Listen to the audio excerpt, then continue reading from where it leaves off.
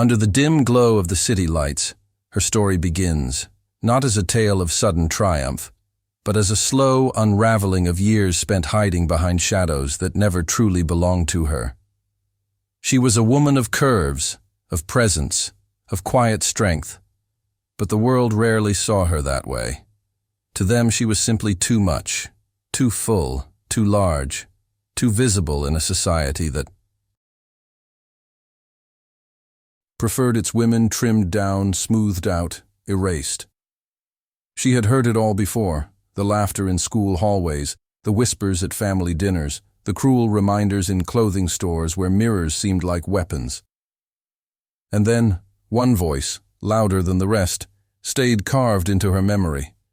"I could never love someone like you." He said it casually, like a truth that needed no defense. And it stayed. The words dug in, deeper than bruises, deeper than scars.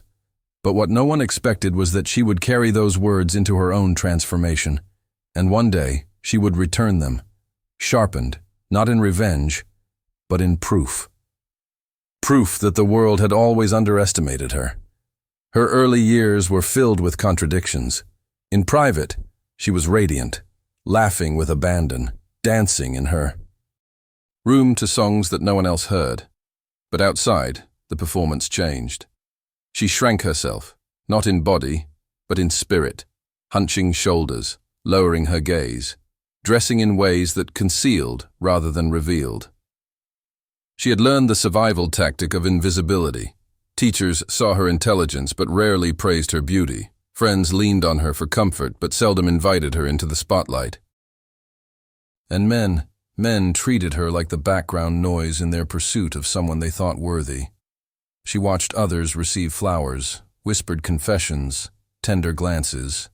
She convinced herself that romance was a stage where she had no role to play, and yet a quiet defiance stirred beneath her skin, a fire waiting for oxygen. By the time she reached her 20s, life was a battlefield of contradictions. On one side was her ambition, sharp, hungry, impossible to tame. On the other, the weight of rejection that pressed on her chest every time she entered a room. She built a career with persistence, staying late, learning faster, proving her worth in places where others faltered. She became indispensable at work, yet invisible at the office parties where beauty decided who belonged. Each rejection reinforced the whisper, "Not you, never you." But life has a way of curving when least expected. One evening, after a particularly draining day, she found herself staring at her own reflection, not with disgust, but with curiosity. Was this really who she was meant to be? A shadow living under the weight of others' opinions? Or was there something buried, something fierce, waiting to be unleashed? The turning point began subtly. A new project at work demanded her presence in meetings she once avoided. She began to speak, not softly, but with authority. People listened. For the first time she saw the flicker of respect in eyes that had once dismissed her. The more she spoke, the more space she claimed. Confidence is strange. It does not arrive all at once, but trickles slowly, like water. Carving stone. Soon her laughter returned, not in private, but in public. Her clothes shifted from camouflage to armor. Bold colors, sharp lines, and then he appeared. The same man who once uttered those words. Different context, different time, but the same dismissive smirk. Fate has a cruel sense of humor. He had become a colleague, someone she could not avoid, and the memory of his words hung between them like smoke. At first, he barely noticed her, assuming she would shrink as before. But she no longer played the role of shadow. She led presentations with poise, countered arguments with precision, and when she laughed, the sound lingered, commanding the room. Slowly, his eyes began to follow her, not with mockery, but with something he could not name. She, however, had not forgotten. She remembered every word, every sting, and yet, rather than recoil, she rose. The power dynamic shifted. She no longer needed his approval, no longer craved his attention, but he began to crave hers. He found excuses to linger, to speak, to share small fragments of himself. It was as if he had discovered her for the first time, though she had always been there. Waiting, unseen. The climax unfolded over months, a slow burn of realization. He, once so certain of his standards, now found them crumbling. The woman he had dismissed was the same woman who now outshone everyone in the room. And she let him watch, let him stumble, let him realize. She did not rush to forgive or forget. This was not about revenge, but about truth. One evening, in a quiet conversation, he admitted what pride had kept locked away. He was wrong, terribly wrong. But by then, her life had expanded beyond the need for his validation. She had proven him wrong long before he spoke. The job she once thought unattainable was hers. The love she thought impossible had begun elsewhere, with someone who saw her, not as too much, but as everything. And so, the story closes not with his apology, but with her realization. She was never too much. She was never unworthy. The problem had never been her body, but the smallness of their vision. She had carried the weight of their words, and with it, she built strength. She shattered the mold they tried to confine her in, and stepped into. A world she created on her own terms. He said he would never love a full-figured woman. She never needed him to. Her worth had always been beyond his measure. And in proving him wrong, she proved to herself, and to anyone watching, that no opinion, no insult, no cruel whisper could ever define her again. Her rise was not sudden, and it was not without pain. After those first moments of newfound confidence, there were nights when she returned home and collapsed into herself, questioning if she could keep going. She lay awake, staring at the ceiling, remembering the voices of the past, the weight of every insult, the silence of every man who had looked through her as if she did not exist. But something had shifted in her heart. The pain no longer silenced. Her. It fueled her. Each memory was not a chain, but a spark, and with every spark she built a fire that would not be extinguished. The office, once a place of survival, became her arena. Every meeting, every challenge, every project was a chance to show not just them, but herself, that she was no longer invisible. And in that fire, she burned away the lies that had clung to her for years. Still he lingered. The man who once said he could never love her. He was always there at the edge of the room, watching. At first, she hated his presence, felt his gaze as a reminder of everything she had endured. But slowly, strangely, she realized that the balance had shifted. He no longer held power over her.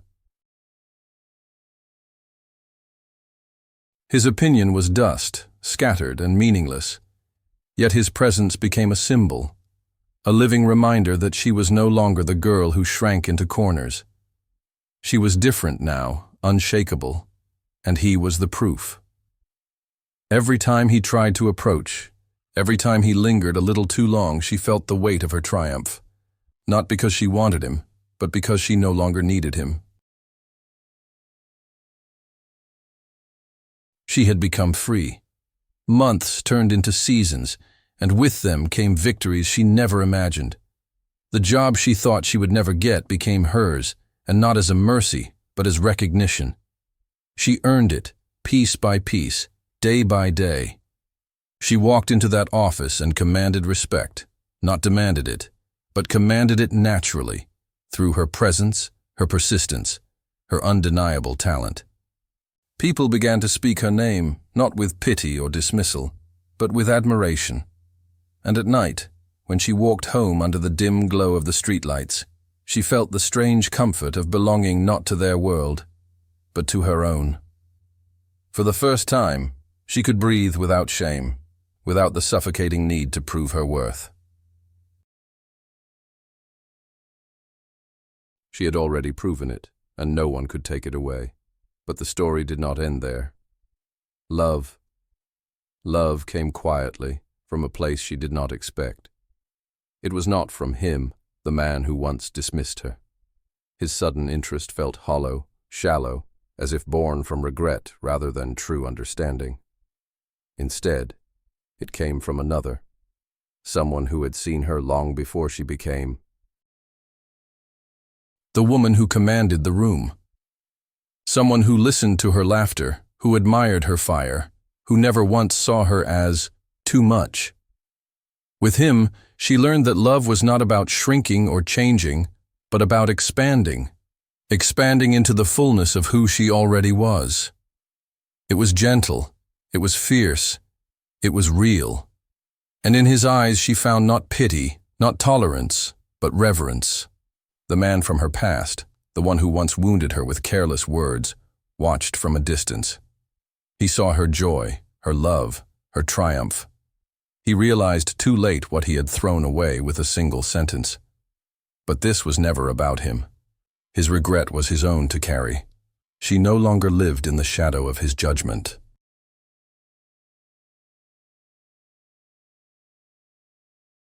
Instead, she stood in her own light, radiant, unstoppable.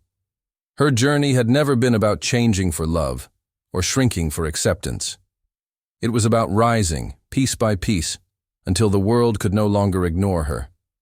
And in that rise, she discovered something greater than the love she once thought she craved, the unshakable truth of her own worth. Her childhood was painted in fragments of laughter and silence, bright moments that quickly dimmed under the weight of other people's eyes. She was the little girl who ran across playgrounds with her hair untamed, full of energy, until the first whispers started. Children can be cruel without understanding the damage their words carry, and she felt the sting early. "Too big to play," they said, laughing as she slowed her steps, pretending it didn't matter. Teachers noticed her intelligence, praised her drawings, her imagination, her ability to tell stories that pulled other children in. But the same teachers said little when she cried quietly at her desk after recess. In family gatherings, relatives pinched her cheeks with forced smiles and muttered words to her parents that she wasn't meant to hear. She needs to lose weight, or she will suffer later. And those words, sharp and careless, carved themselves into her heart. She dreamed of simple things, of being chosen in games, of being noticed when she raised her hand, of receiving the same admiration her thinner friends did without trying. In her bedroom, she lived another life. She dressed dolls, wrote little plays, sang into hairbrushes as if the world were listening. In those private hours, she believed she could be anything, an actress, a dancer, a woman who turned heads in every room she entered. But outside, the mirror became her prison. She learned to dread photographs, to pull at her clothes, to avoid fitting rooms. By the time she reached middle school, the whispers had turned into open laughter, and the laughter turned into insults. Each one cut deeper, building walls around her. She began to hide inside herself, her once loud voice now soft, her dreams tucked away like secrets too fragile for the world to see. The years rolled on, and with them came the first sting of young love, or rather, the sting of its absence. Her friends began to whisper about crushes, to pass folded notes in classrooms, to share giggles about boys who noticed them.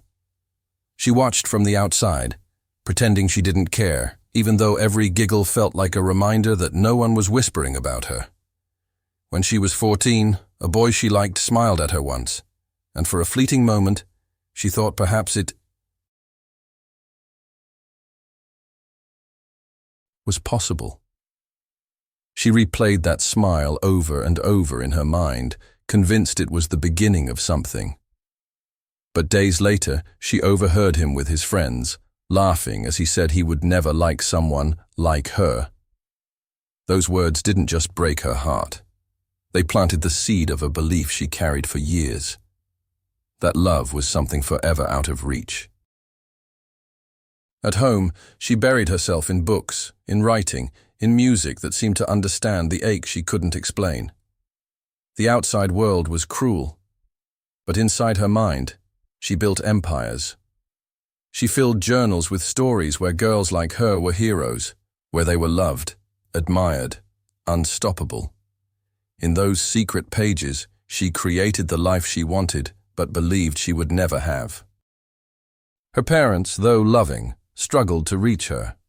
They offered advice about dieting, about fitting in, about trying harder. But their words, though well-meaning, only deepened her sense of being not enough. And so, the walls grew higher, and the fire inside her grew quieter, waiting for the day when the world would no longer silence it. By the time she entered adulthood, those childhood scars were invisible to others, but they burned in her memory. Every rejection at work, every silence in social gatherings, every empty Valentine's Day traced back to those early wounds.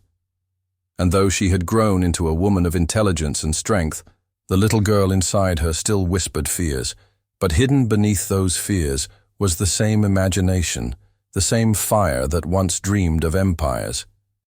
All it needed was a spark, a moment, to wake again.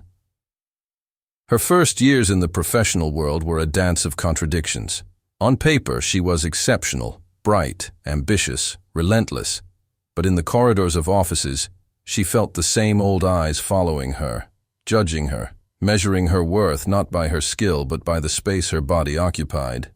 She learned quickly that competence alone wasn't always enough.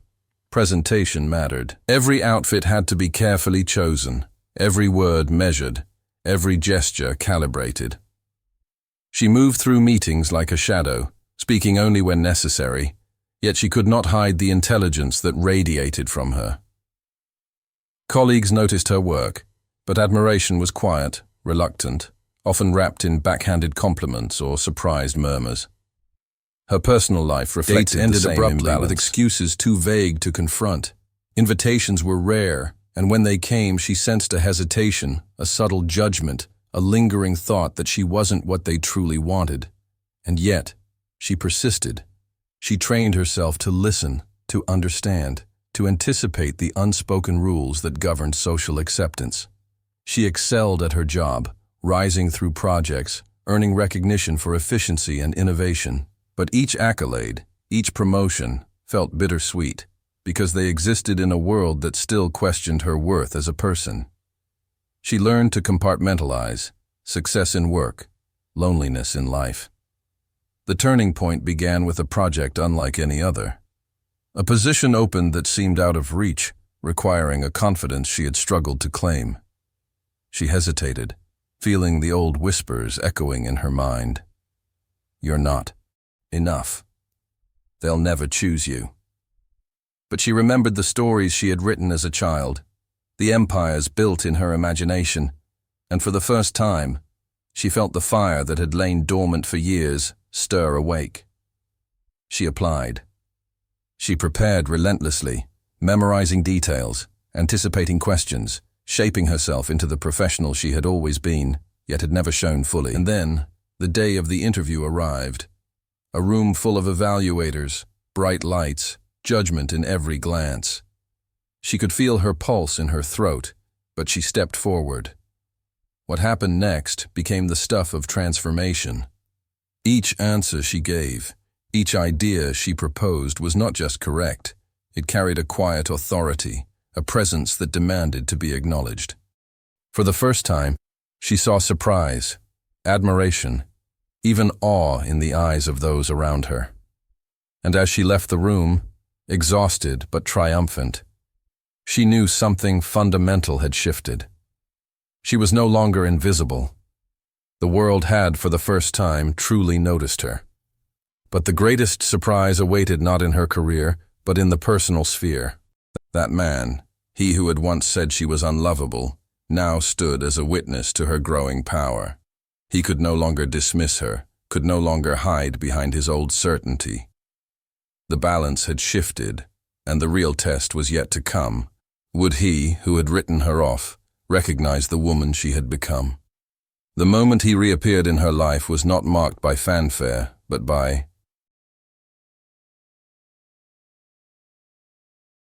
quiet tension. He walked into the office, confident as ever, assuming she would shrink, assuming that years of his dismissive words had left her unchanged. But he could not have been more wrong. She was no longer the girl who folded herself to fit the expectations of others. Her presence filled the room with a quiet authority that he could not ignore.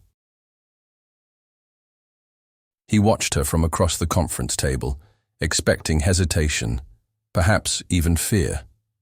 Instead, he saw focus, poise, and an energy that drew attention like a magnet. Every gesture, every word, radiated confidence earned through years of struggle, rejection, and self-reclamation. Their encounters were fraught with unspoken history.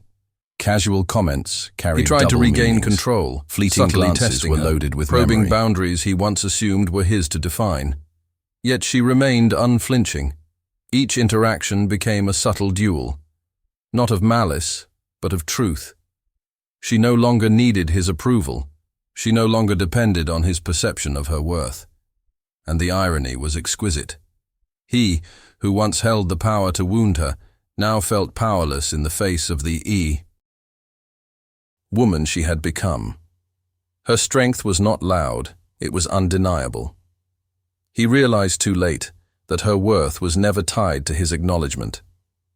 Weeks passed, and tension built like a storm gathering at the horizon. Every project, every meeting, every shared space became a theater of silent confrontation. He began to see her in ways he never had before, not as a shadow, not as a body judge, but as a force, a mind, a spirit that commanded attention without seeking it. Her laughter, once casual and private, now echoed in rooms he could not dominate. Her ideas sparked admiration from colleagues, and her presence became the axis around which the office rotated. Slowly, he understood that the woman he had dismissed was untouchable, not because she was out of reach, but because she had already risen, unapologetically, above the limitations he had tried to impose. The emotional climax approached when they were paired on a high-stakes project. Tension crackled in every interaction, charged with history and silent recognition of transformation. He attempted the charm he had used before, expecting compliance, expecting the old submission.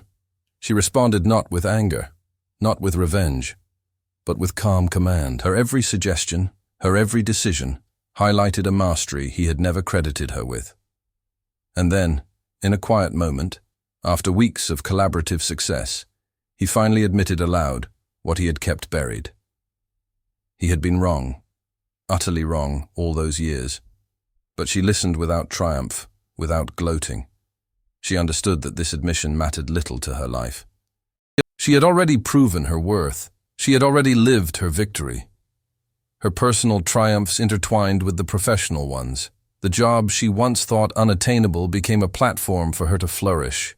Recognition, respect, and influence followed, but the most profound change was internal. She had claimed the narrative of her own life.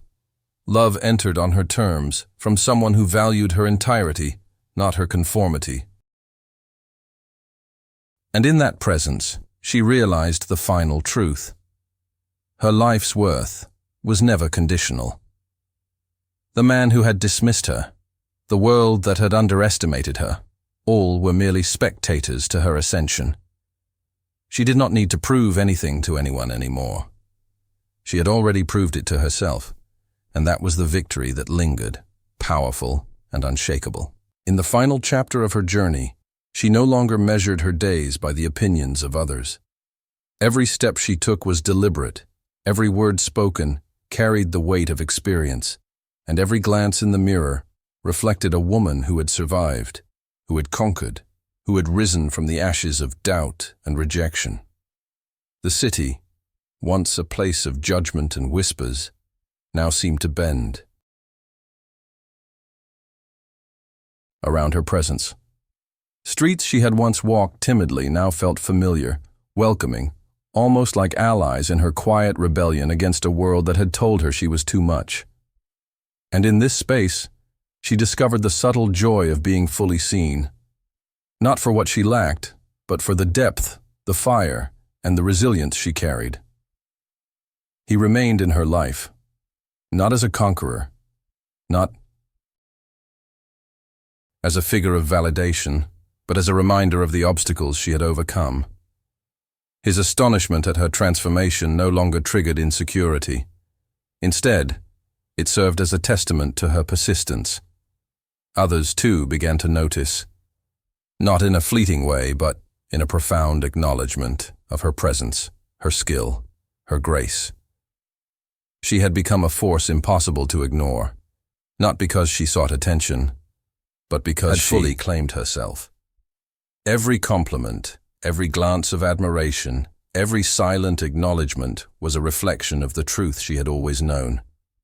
Her value had never been defined by the narrow lens of societal standards. Her personal life flourished alongside her professional success. Love, when it finally entered, was gentle and steadfast, never demanding, always understanding. She learned that true love does not measure worth by size or courage and integrity.